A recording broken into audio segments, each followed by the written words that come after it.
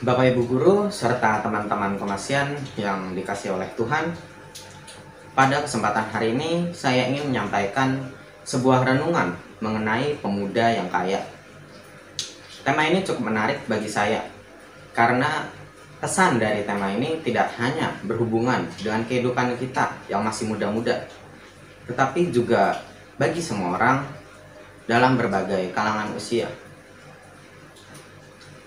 Marilah kita meneguhkan hati kita untuk memulai renungan pada hari ini. Dalam nama Bapa dan Putra dan Roh Kudus. Amin.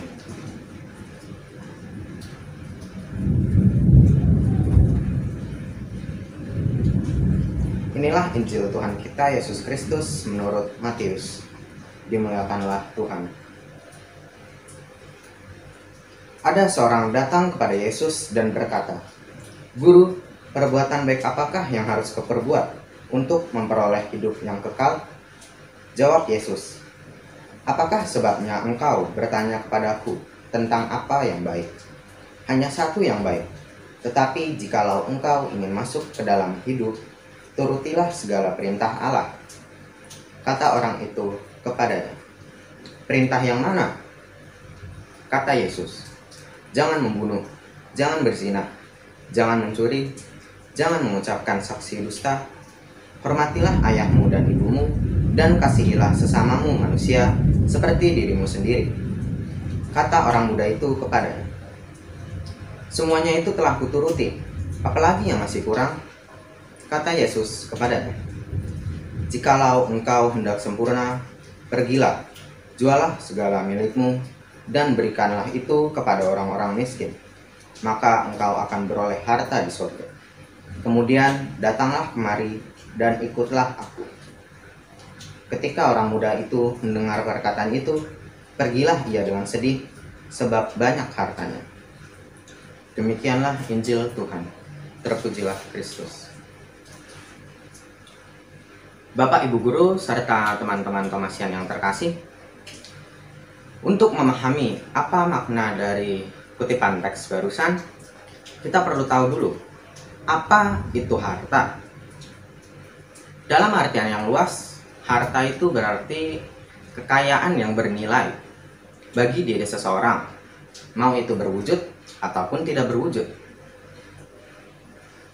Jadi dalam artian ini, harta tidak hanya berupa motor, rumah, tanah, uang, pakaian kita, tetapi juga harga diri, jabatan, pekerjaan, kehormatan, kegembiraan kita di dunia ini, dan hal-hal lain yang bernilai dan berharga bagi diri kita. Lalu dalam bacaan tadi, Yesus menyampaikan syarat bagaimana seseorang dapat masuk ke dalam kehidupan yang kekal. Pertama-tama Yesus berkata, untuk masuk ke dalam kehidupan yang kekal, kita harus menaati 10 perintah Allah. Yang mana dalam bacaan tadi, pemuda tersebut dengan percaya dirinya dan dengan ada yang sedikit menantang gitu, menjawab bahwa ia telah menjalani semua perintah Allah. Lalu Yesus berkata lagi, "Jikalau engkau hendak sempurna, pergilah dan jualah semua harta milikmu kepada orang miskin." Itu berarti kita harus membagikan harta yang kita punya kepada sesama. Yang sebenarnya karunia harta tersebut merupakan karunia dari Tuhan sendiri. Namun bukan berarti kita harus langsung menjual semua harta yang kita punya. Tapi maksudnya adalah ketika harta kita dibutuhkan dalam pelayanan Kristus, kita harus mau dan mampu menyerahkan harta yang kita punya untuk pelayanan tersebut dengan ikhlas dan tidak dengan berat hati. Misal, kita di rumah punya handphone, punya gadget. Lebih baik gadget itu kita gunakan untuk hal-hal yang positif, hal-hal yang baik. Jangan malah membuat kita malas belajar atau mengacuhkan orang lain. Misal contoh, di jalan kita melihat ada kecelakaan, tetapi bukannya kita membantu orang yang celaka tersebut, kita malah main HP dan membiarkannya. Atau lebih parah, kita memvideokannya lalu diupload di sosial media agar menjadi viral gitu. Lalu juga yang kedua, kita di rumah punya wifi. Bagi teman-teman Tomasian yang punya wifi ya, ketika misalnya tetangga kita, anak sekitaran rumah kita membutuhkan sinyal internet, alangkah baiknya kita mau membagikan password wifi kita. Jangan sementang-mentang, ini kan wifi gua, fasilitas gua, semuanya milik gua. Kalau dia ada perlu ya usaha sendirilah, jangan minta-minta. Itulah yang tidak diharapkan Yesus kepada kita. Itulah yang tidak diinginkan oleh Yesus dengan harta yang kita punya. Yesus ingin kita membagikan apa yang kita punya kepada sesama kita yang sedang membutuhkan.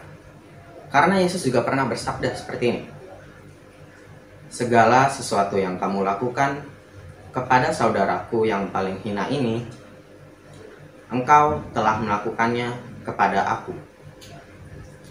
Itu berarti segala hal, apapun yang kita perbuat kepada sesama kita, baik itu hal buruk maupun hal yang positif, itu mempengaruhi relasi kita dengan Allah, relasi kita dengan Tuhan. Teman-teman Tomasian dan Bapak Ibu Guru yang dikasihi Kristus, semoga renungan yang saya sampaikan tadi dapat membuka titik terang bagi kita yang ingin menjadi pengikut Kristus yang setia, membuka mata kita dengan apa yang kita punya, dengan harta yang kita punya. Karena pemuda dalam bacaan tadi ini mencerminkan sekian banyak pengikut Kristus yang mana lebih mementingkan harta mereka ketimbang Tuhan itu sendiri. Maka marilah saya ajak kita untuk menjadi pemuda yang kayak tadi, mau menaati 10 perintah Allah, ya karena memang itu harus, tetapi dengan tambahan, tidak lebih mengagungkan apa yang kita punya, harta duniawi yang kita miliki saat ini, ketimbang Allah. Karena sepatutnya benda-benda, harta-harta yang kita punya itu kita gunakan untuk karya-karya keselamatan Allah. Marilah kita menutup renungan ini dengan membuat tanda kemenangan Kristus. Dalam nama Bapa dan Putra dan Roh Kudus. Amin.